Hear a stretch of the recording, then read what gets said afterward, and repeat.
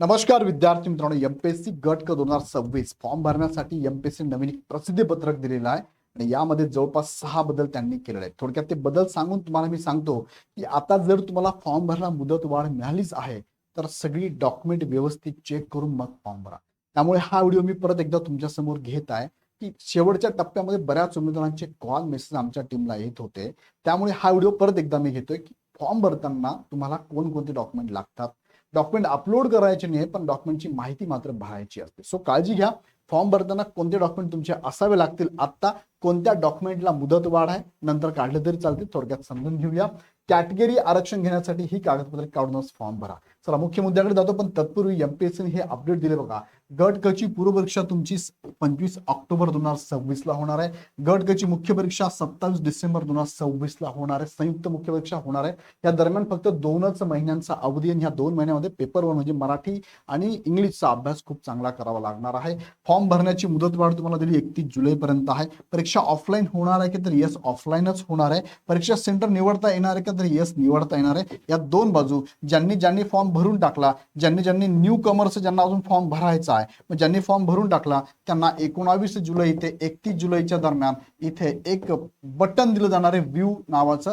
त्या बटनावर क्लिक करून तुम्हाला परीक्षा सेंटर निवडता येणार आहे. अजून ओपन झालाय का नाही 19 जुलैपासून होणार आहे. जे न्यू विद्यार्थी फॉर्म भरतील त्यांना मात्र फॉर्म भरत असतानाच इथे सेंटर निवडण्याची संधी असणार आहे. त्यानंतर भविष्यात परीक्षा ऑनलाईन होणार आहे या संदर्भात पण एमपीएससीने सांगितलंय की जुलै 27 नंतर होणाऱ्या सगळ्या एक्झाम मात्र आम्ही ऑनलाईन घेणार आहोत. तर आता मुख्य मुद्द्याकडे जातो, पण तत्पूर्वी यासाठी तुम्ही जर तयारी करत असाल, क्लर्क, टॅक्स असिस्टंट असेल, इंडस्ट्रियल ऑफिसर असेल किंवा टेक्निकल असिस्टंट असेल, त्यासाठी लक्ष बॅच इग्नाइट अकॅडमीची चालू झाली आहे. विषय शिकवायला सुरू झाले, मुलांना टेस्ट देणं दररोज चालू झालंय. विद्यार्थी अभ्यासाला पण लागले. तुम्ही मागे पडू नका, कारण ह्या 3 महिन्यामध्ये तयारी प्रॉपर करायची. कॉम्पिटिशन प्रचंड आहे. पश्चाताप होण्यापेक्षा आत्ताच मार्गदर्शनाची गरज असेल तर लक्ष बॅच जॉईन करा, ज्यामध्ये अभिजित राठोड सर तुम्हाला लीड करताय. त्यांची ही पूर्ण टीम आहे. त्यांचे डेमो लेक्चर युट्यूबवर अवेलेबल, लगेच बघा. ह्या बॅच मध्ये तुम्हाला लाईव्ह प्लस रेकॉर्ड बॅच असणार आहे, जी मराठी इंग्लिश मध्ये अवेलेबल आहे. आणि तुम्हाला जर ऑफलाईन बॅच जॉईन करायची असेल तर ऑफलाईन बॅच तुम्हाला नाशिक, छत्रपती संभाजीनगर आणि पुण्याला अवेलेबल असणार आहे. बॅच मध्ये पीडीएफ पीपीटी स्वरूपातल्या नोट्स आहे. Test series subject wise, topic wise full length आहे. त्यानंतर स्टेट बोर्डचे लेक्चर प्लस टेस्ट सिरीज पण अवेलेबल आहे. 1-to-1 काउन्सिलिंग अवेलेबल आहे. हे सगळं तुम्हाला एकाच ठिकाणी अवेलेबल आहे. आत्ताच खाली डिस्क्रिप्शन लिंक दिली आहे, लिंकवर क्लिक करा, हवी ती बॅच लगेच जॉईन करा. आरटीओ एमव्हीए साठी मात्र सेपरेट बॅच आरंभ 3.0 आहे. त्यांचं पाठीमागचं सगळं एज्युकेशन लक्षात घेता सेपरेट बॅच आपण ही लॉन्च केली, ते पण ह्या बॅचला जॉईन होऊ शकतात. आता मुख्य मुद्द्याकडे घेऊन जातो. ही एक ओल्ड ऍड आहे, त्यामुळे सांगितल्याप्रमाणे हे डॉक्युमेंट त्यांनी दिलेले आहे. हे डॉक्युमेंट आणि आता नवीन जी ऍड आली आहे त्या नवीन ऍड मध्ये टाकले ही नवीन डॉक्युमेंट्स आहे बघा, ज्यामध्ये आपण बघूया. पहिले म्हणजे तुम्हाला कॅटेगरीहून तुम्ही जर बिलॉंग करत असाल तर कास्ट सर्टिफिकेट लागणार आहे. त्यानंतर तुम्ही जर ईडब्ल्यूएस मधनं बिलॉंग करत असाल तर ईडब्ल्यूएस सर्टिफिकेट लागणार आहे. ते 25-26 किंवा 26-27 या इकॉनॉमिकल इयर मधलं असावं लागणार आहे. तिसरं म्हणजे नॉन क्रिमिनल त्यांनी सांगितले 25-26 किंवा 26-27 हे सुद्धा तुमच्याकडे ज्यांना लागतंय त्यांना एनसीएल हे व्हॅलिड असावं लागेल. दिव्यांग असाल तर 40% किंवा 40% प्लस असाल तर सर्टिफिकेट तुम्हाला असावं लागेल, तर तुम्ही फॉर्म भरू शकता. परमनंट दिव्यांगत्व असावं लागेल. माजी सैनिक असाल त्या संदर्भातलं तुम्हाला रिटायरमेंटचे डॉक्युमेंट लागणार आहे. खेळाडू असाल तर पूर्व परीक्षेचा फॉर्म भरताना रिसिप्टच्या आधारे फॉर्म भरू शकतात, पण मुख्य परीक्षेला मात्र तुम्हाला पडताळणी अहवाल सादर करावा लागणार आहे. त्यानंतर अनाथ असाल तर अनाथांचं सर्टिफिकेट आणि महिला, अराखीव महिला असेल, खेळाडू असेल, दिव्यांग, माजी सैनिक, अनाथ आरक्षणाचा दावा, ज्यांना आरक्षण घ्यायचं त्यांना डोमेसाईल सर्टिफिकेट लागणारच आहे, लक्षात घ्या. आता मी पुढे घेऊन जातो तुम्हाला महत्वाच्या मुद्द्याकडे. कॅटेगरीमधून तुम्हाला आरक्षण घ्यायचं असेल तर कोणते डॉक्युमेंट लागतात. पहिलं आहे कास्ट सर्टिफिकेट. आता कोणकोणत्या कास्ट आहे तर एससी आहे, एसटी आहे, त्यानंतर ईडब्ल्यूएस आहे, त्यानंतर ओबीसी आहे, एसबीसी आहे, एससी बीसी आहे, एनटी अ ब कड, एनटी अ, एनटी ब, एनटी क, एनटी ड आणि राहिलेली कोणती कॅटेगरी आता ओबीसी, एसबीसी. ओके, ह्या कॅटेगरीला काय डॉक्युमेंट्स लागतात. कास्ट सर्टिफिकेट आणि एक आहे ती म्हणजे ओपन कॅटेगरी आहे, यांना कास्ट सर्टिफिकेट लागतात सगळ्यांनाच. म्हणजे ओपनला फक्त सोडलं तर सगळ्यांना कास्ट सर्टिफिकेट लागतं. दुसरं वैध, नॉन क्रिमिनल. वैध हा शब्द जाणून बुजून मी टाकलेला आहे. त्यांनी सांगितल्याप्रमाणे 25-26 किंवा 26-27 हे वर्ष तुमच्या एनसीएल मध्ये असावं लागेल, हे लक्षात घ्या. आता एनसीएल हे 3 इयरचं व्हॅलिड असतं, 2 इयरचं असतं आणि 1 इयरचं पण असतं. मग तुमच्याकडे जे एनसीएल आहे त्यामध्ये जो कालावधी आहे त्या कालावधीमध्ये 25-26 किंवा 26-27 हे वर्ष असावं लागेल, इकॉनॉमिकल इयर असावं लागेल. आता एनसीएल कुणाला लागत नाही नाही तर ह्या 4 कॅटेगरीला एनसीएल लागत नाही आणि उरलेल्या ह्या सगळ्या कॅटेगरीला एनसीएल मात्र लागतं, तेही वैध असावं लागतं, लक्षात घ्या. आता तिसरं डॉक्युमेंट ते म्हणजे डोमेसाईल. कॅटेगरीमधून जाताना तुम्हाला डोमेसाईल लागेलच. बाहेरच्या राज्यातला विद्यार्थी फॉर्म भरू शकतो, पण त्याच्याकडे सगळे डॉक्युमेंट जरी असेल तरी त्याला ओपन मधूनच कन्सिडर केलं जातं, कारण तो महाराष्ट्राचा रहिवासी नाही आहे.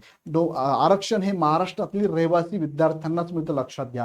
ह्या तिघांपैकी कुणाला 2 डॉक्युमेंट लागतात, कॅटेगरीला तिघं लागतात, पण यापैकी एकही डॉक्युमेंट जर नसेल तर फॉर्म भरताना ते ब्ल्यू कलरची इन्स्ट्रक्शन येते बघा, त्यात सांगितलं तर तुमचा विचार कॅटेगरीमधून होणार नाही, म्हणजेच तुमचा विचार कुठून होणार आहे, ओपन मधनं होतो. यापैकी एकही डॉक्युमेंट तुमच्याकडे नसेल, व्हॅलिड डॉक्युमेंट नसेल, जुनं चालत नाही, तर लक्षात घ्या की तुम्हाला इथे ओपन मधनं विचार केला जातो. तुम्ही एकतर डॉक्युमेंटला नो करून डायरेक्ट ओपन मध्ये जातात किंवा डायरेक्टली ओपन मधून भरला तरी चालतो. आता यामध्ये लक्षात घ्या, कास्ट सर्टिफिकेट ह्याला एक्सपायरी नसते. ओल्ड चालतं का, तर येस ओल्ड चालतं. एनसीएल मात्र व्हॅलिड लागतं, म्हणजे तुम्हाला चेक करावं लागतं. डोमेसाईल सुद्धा तुम्हाला ओल्ड असेल तर चालतं, याला काही गरज नाही प्रत्येक वर्षी काढण्याची. कास्ट व्हॅलिडिटी जर असेल तरच भरा फॉर्म. म्हणजे इन द सेन्स असेल तर येस करून डिटेल भरा. कास्ट व्हॅलिडिटी सर्टिफिकेट तुमच्याकडे नसेल तरी तुम्हाला फॉर्म भरता येतो, काही काळजी करू नका. तुमचं सिलेक्शन झाल्यानंतर तुम्हाला 6 महिने वेळ दिला जातो आणि त्या 6 महिन्यात तुम्ही कास्ट व्हॅलिडिटी काढू शकतात. आता कास्ट व्हॅलिडिटी काढायची म्हणले तर त्याला रिझन लागतं. तुमच्याकडे रिझन काय, सो त्यावेळेस रिझन असतं सिलेक्शनचं, मग तुम्हाला 6 महिने वेळ दिला जातो, त्यावेळेस तुम्ही कास्ट व्हॅलिडिटी काढू शकता. आता नसेल तरी फॉर्म भरता येतो, काही काळजी करू नका, काही प्रॉब्लेम तुम्हाला येणार नाही. वैध कागदपत्र नसतील तर आता वेळ आहे 31 जुलैपर्यंत, लगेच तयारी लागान, काढून घ्या. जर तुमचं काही कारणास्तव निघतच नसणार आहे, जसं की एनसीएल सर माझं 8 लाखाच्या वर उत्पन्न आमचं जात आहे, सो मला उत्पन्नाचा दाखला 8 लाखाच्या खाली मिळतच नाहीये, सो एनसीएल काढता येत नाही, मग ठीक आहे, तुम्ही इथे नो करा, तुमचा विचार ओपन मध्ये होतोच आहे, लक्षात घ्या. त्यानंतर पुढचा मुद्दा आहे की एससीबीसी. बघा आता एससीबीसी कोणाला आहे, तर ओपन मधला असा उमेदवार जो मराठा कॅन्डिडेट आहे यांनाच फक्त एससीबीसी लागतं. बाकीच्या कॅन्डिडेटला एससीबीसी लागू नाही. जर तुम्ही काढलं आणि भरला तर भविष्यात अडचण येऊ शकते. या संदर्भात एमपीएससीने पाठीमागे एक पत्रक सुद्धा दिलं होतं की ज्या ज्या कॅटेगरीचे उमेदवार ज्या ठिकाणी पात्र त्याच पात्र प्रवर्गातनं फॉर्म भरा. आता पुढे बघा, एससीबीसी कोणाला आहे तर मराठांसाठी लागू आहे. कागदपत्रे कोणती लागतात एससीबीसीला, 3 कागदपत्र लागतात.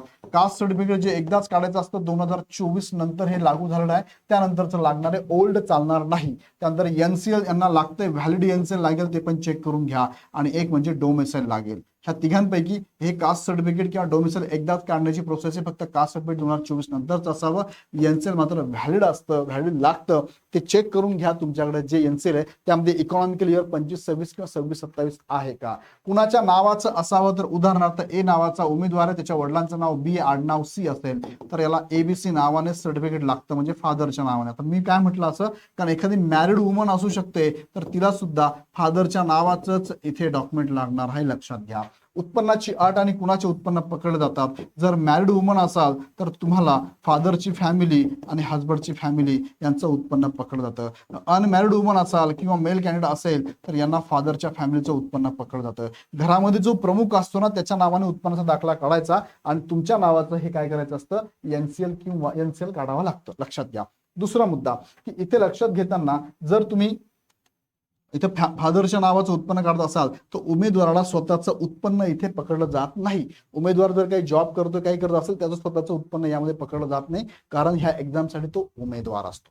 चला पुढे घेऊन जातो, ईडब्ल्यूएस सर्टिफिकेट. ईडब्ल्यूएस कोणासाठी, तर ओपन मध्ये जे मोडतात मराठा कॅन्डिडेट, हे मराठा कॅन्डिडेट सोडून उर्वरित सर्व उमेदवारांना इथे ईडब्ल्यूएस सर्टिफिकेट लागू आहे, 10% आरक्षण आहे.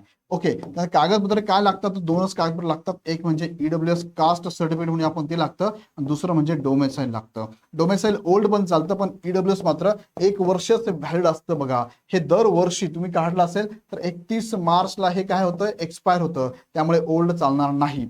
त्यानंतर कुणाच्या नावाचं असावं लागतं, तर मगाशी मागे एससीबीसी मध्ये सांगितल्याप्रमाणे वडिलांच्या नावाचं असावं. उत्पन्नाची अट, कुणाचे उत्पन्न घ्यावे, तर मगाशी सांगितल्याप्रमाणेच जर मॅरिड वुमन असाल तुम्ही तर फादरची फॅमिली प्लस हजबंडची फॅमिली लागते. अनमॅरिड वुमन असाल तुम्ही किंवा मेल कॅन्डिडेट असाल तुम्ही तर फादरच्या फॅमिलीचं उत्पन्न पकडलं जातं. घरात प्रमुख जो आहे त्या नावाचं उत्पन्नाचा दाखला आणि तुमच्या नावाचं काय असतं इथे ईडब्ल्यूएस काढावं लागतं, लक्षात घ्या. पुढे घेऊन जाऊ तुम्हाला मी समांतर आरक्षण जे आहे त्यामध्ये महिला आरक्षण, जर ओपनची महिला असेल तर ओपनच्या महिलांना फक्त इथे डोमेसाइलच लागणार आहे आरक्षण घेण्यासाठी फिमेलचं. मात्र कॅटेगरीची जर महिला असेल तर कॅटेगरीच्या फिमेलसाठी जे डॉक्युमेंट लागतात जसं की कास्ट सर्टिफिकेट लागतं, एनसीएल ज्यांना गरजेचं त्यांनी एनसीएल आणि डोमेसाइल हे तिन्ही डॉक्युमेंट लागतात. ओपनच्या महिला म्हणजे तुम्ही कॅटेगरीमधून आहात पण तुम्ही ओपन मधून फॉर्म भरणार असाल तर तुम्हाला फक्त डोमेसाइलच पाहिजे, लक्षात घ्या. खेळाडू असाल तर मग सांगितल्याप्रमाणे तुम्ही रिसिट व पूर्वपरीक्षेचा फॉर्म भरू शकतात. मेन्सला मात्र तुम्हाला पडताळणी अहवाल लागणारच आहे. आणि तुमचा खेळ हा यामध्ये मोडतो का, एकदा उपसंचालक नेहरू व युवा क्रीडा संचालनालय प्रत्येक विभागाला असतं, जाऊन भेट द्या, ते तुम्हाला बरोबर सांगतील तुमचा गेम हा या गट क साठी चालतो का आरक्षणामध्ये. दिव्यांग उमेदवार असाल तर तुमच्याकडे एसडीएम कडनं किंवा सॉलोमन वरनं काढलेलं डॉक्युमेंट्स असावं लागतं, सर्टिफिकेट असावं लागतं, कार्ड असावं लागतं. दिव्यांगत्व 40% किंवा 40% प्लस असावं लागतं. माजी सैनिक असाल तर तुम्हाला माजी सैनिकांचे रिलेटेड डॉक्युमेंट, सर्व्हिस बुक असेल तुमचं किंवा रिटायरमेंटचे डॉक्युमेंट असेल ते लागतं. अनाथ असाल तर महिला बाल कल्याण विभागाचं संस्थात्मक संस्थाबाह्य अनाथ सर्टिफिकेट लागतं. प्रकल्पग्रस्त भूकंपग्रस्त अंशकालीन हे तुमच्या स्वतःच्या नावाचं असं लागतं, लक्षात घ्या, घरातल्या व्यक्तीच्या नावाचं चालत नाही. ओके, आता पुढे घेऊन जातो तुम्हाला मी. महत्वाचं काय, ईडब्ल्यूएस बाबत अजूनही एमपीएससीने सांगितल्याप्रमाणे जसं की ईडब्ल्यूएस काढायला त्यांनी वेळ दिला आहे 27 सप्टेंबर पर्यंत, तो ऍज इट इज 27 सप्टेंबरच असणार आहे. पण आता फॉर्म भरताना जेव्हा तुम्ही ईडब्ल्यूएस कॅटेगरी टाकता त्यानंतर पुढे तुम्हाला त्यांनी काय केलंय, स्टार तर काढलाय त्यांनी सध्या, पण ते डिटेल्स जे आहेत ना ते टाकावेच लागतात, त्याशिवाय फॉर्म सबमिट होत नाही, प्रोफाईल लॉक होत नाहीये. प्रोफाईल लॉक व्हायला ईडब्ल्यूएसच्या प्रॉब्लेम येतोय. हा प्रॉब्लेम सॉल्व्ह झाल्यानंतरच हा तुम्ही फॉर्म भरा ईडब्ल्यूएस मधून. याच्यावरती मी पण काम करतोय, तुम्ही पण काय करा, एमपीएससी ला कॉल आणि मेल करा. हा इश्यू मी तुम्हाला ऑलरेडी व्हिडिओमध्ये घेतलेला आहे, तो व्हिडिओ एकदा बघून घ्या. एनसीएल ला मात्र प्रॉब्लेम नाहीये, तुमच्याकडे एनसीएल नसेल तर तुम्ही आता यस करून फॉर्म भरू शकता. पुढे डिटेल्स मॅन्डेटरी त्यांनी दिलेली नाहीये, जसं की सर्टिफिकेट नंबर किंवा इश्यूइंग डेट टाकायची गरज नाहीये, पण मात्र यस करून तुम्ही जर फॉर्म भरला तर तुम्हाला 27 सप्टेंबर पर्यंत एनसीएल काढून मेन्सच्या वेळेस ते अपडेट केलं तरी चालणार आहे. मात्र कॅटेगरीतून फॉर्म भरत असाल आणि त्या कॅटेगरीला एनसीएल लागत असेल, यस करून भरत असाल, ही जबाबदारी असेल तुमची, 27 सप्टेंबर पर्यंत निघायला पाहिजे, नाही तर भविष्यात अडचण येऊ शकते. डिप्लोमा डिग्री अपियर विद्यार्थी किंवा टायपिंग सर्टिफिकेट अपियर दाखवून जर तुम्ही भरत असाल तर लक्षात घ्या, तुमची मेन्स जी आहे, मेन्सची एक्झाम 27 डिसेंबरला आहे आणि कदाचित याचा फॉर्म भरताना मी टेंटेटिव्ह सांगतोय तुम्हाला, याचा फॉर्म कदाचित तुम्हाला 15 नोव्हेंबरला भरावा लागेल, कारण तुमची प्रिलिम एक्झाम जी आहे ती आहे 25 ऑक्टोबरला आणि एमपीएससी 15 दिवसात निकाल लावते. 9 नोव्हेंबर पर्यंत निकाल जर लागला तर कदाचित 15 नोव्हेंबर पासून फॉर्म सुटतील आणि साधारणतः 20 दिवस तुम्हाला दिले जातात, म्हणजेच 5 डिसेंबर पर्यंत तुम्हाला फॉर्म भरायला संधी मिळू शकते. आणि या दरम्यान तुम्हाला जर अपियर तुम्ही दाखवलं असेल तर ह्या डेटच्या दरम्यान तुमच्याकडं ते सर्टिफिकेट असणं गरजेचं आहे. हा मुद्दा नीट लक्षात घ्या. जर नाही निघालं, ह्या जेव्हा मेन्सचा फॉर्म सुटेल, मी टेंटेटिव्ह सांगतोय, मेन्सचा फॉर्म भरत असताना तुम्ही जर डॉक्युमेंट मेन्सला जे अपडेट करावे लागतात, मग त्यामध्ये लायसन्स पण आहे, आरटीओ एमयूआयचे लायसन्स असतील, हे सगळे डॉक्युमेंट जर तुमचे नाही निघाले तर तुम्हाला मात्र त्या पदासाठी एक्झाम देता येणार नाही किंवा त्या पदासाठी तुमचा विचार केला जाणार नाही, हे पण नीट लक्षात घ्या. फॉर्म कॅन्सल करून फॉर्म परत भरावा का, कुणी भरावा? बघा, आता काही जणांनी फॉर्म भरून टाकलेले आहेत आणि त्यांना वाटतं की सर डेट वाढून मिळाली, माझे काही डॉक्युमेंट आता अपडेट झालेले आहे, अपडेट येतील माझ्याकडे, मग फॉर्म कॅन्सल करू का? काहीच हरकत नाही, फॉर्म कॅन्सल करून भरू शकतात तुम्ही. जिथे गरजेचं ते भरू शकता, जिथे वाटतं गरजेचं नाही, जसं की लायसन्सची आता गरज नाही, फॉर्म भरू शकतात. यांचं नंतर काढून तुम्ही अपडेट करू शकतात. पण तरी त्या उमेदवारांना वाटलं की नाही सर मी भरूनच टाकतो, मला रिस्क घ्यायचीच नाही, काहीच 0.00% वर पण घ्यायची नाहीये, सो काही हरकत नाही, 350-400 फी आहे, तुम्ही रिपीट करून भरू पण शकता, काही अडचण नाहीये. सो याच्यावरती भरपूर व्हिडिओ मी पाठीमागे घेतलेले, कोणी फॉर्म कॅन्सल करून भरावा, कोणी नाही भरलं तरी चालणार आहे. आणि लायसन्स बाबत जे आहे, आरटीओ एमयूआयच्या विद्यार्थ्यांना 3 प्रकारचे लायसन्स लागतात, पण आता ते लागत नाही, पूर्वपरीक्षेला कोणते लायसन्स लागत नाही. फॉर्म भरताना कसा भरावा हे पण व्हिडिओ घेतलेला आहे. मेन्सच्या वेळेस मात्र लाईट मोटर व्हेकल आणि मोटरसायकल विथ गिअर हे 2 लायसन्स लागणार आहे. ते मेन्सच्या वेळेस अपडेट केलं तरी चालतील आणि आता तुमचे निघाले, तुम्हाला वाटतं मला अपडेट करायचेच आता, तर करू शकतात फॉर्म कॅन्सल करून. फॉर्म कॅन्सल करून कसा भरावा यावरती पण व्हिडिओ घेतलेला आहे, तुम्ही एकदा चेक करून घ्या. सो अशी माहिती तुमच्यापर्यंत पोहोचवली. यात काही शंका असेल मला कमेंटमध्ये सांगा. आणि विशेष म्हणजे राहिल्या 3 महिन्यात तयारीसाठी ही पूर्ण टीम सज्ज आहे. बॅच चालू झालेली आहे, लेक्चर चालू आहे, विद्यार्थ्यांना डेली नोट्स पण चालू आहे, विद्यार्थ्यांना डेली टेस्ट पण होत आहे. सो लगेच जॉईन करा. ही सगळी टीम तुम्हाला गाईडलाईन देते, गायडन्स करते. युट्यूबवर त्यांचे लेक्चर पण अवेलेबल आहे, live plus recorded online batch पण अवेलेबल मराठी इंग्लिश माध्यममध्ये, किंवा तुम्ही ऑफलाईनमध्ये छत्रपती संभाजीनगर, नाशिक आणि पुण्याला पण जॉईन करू शकता. अधिक माहितीसाठी खाली कॉन्टॅक्ट नंबर दिलेला, ह्या नंबरवर कॉल करू शकता. अदरवाईज अकॅडमीचं हे ॲप आहे. हे ॲप तुम्ही प्ले स्टोरवरून डाउनलोड करा किंवा खाली डिस्क्रिप्शन लिंक दिली आहे, डाउनलोड करा, हवी ती बॅच जॉईन करा. पुन्हा एकदा आवडला व्हिडिओ तर लाईक करून सगळ्यांना शेअर पण करा आणि पुढचे अपडेट बघण्यासाठी चॅनल सबस्क्राईब करून बेल आयकॉन क्लिक करा. पुन्हा व्हिडिओ आपण नेक्स्ट व्हिडिओमध्ये. धन्यवाद.